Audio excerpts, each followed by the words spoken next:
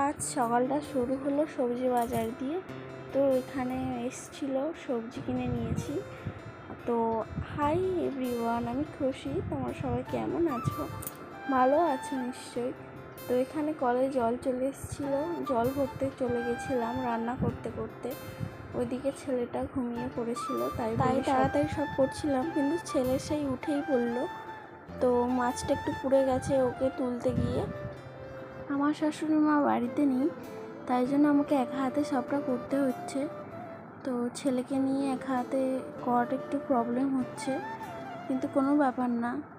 এখানে আর বেশি কিছু করছিও না, করছি হচ্ছে মাছের ঝোল আর পটল ভাজা, আর কিছু করিনি। ভাত একটু পেঁপে ভাতে দিয়েছিলাম, তারপর ছেলেটাকে একটু দুধ খাইয়ে দিয়েছিলাম। ওকে আমি রোজ 12টায় ফল দিই, কিন্তু ফল ছিল না, তার জন্য দুধ দিয়েছিলাম। তারপর ওকে স্নান করিয়ে দিয়েছিলাম। ও স্নান করতে ভীষণ পছন্দ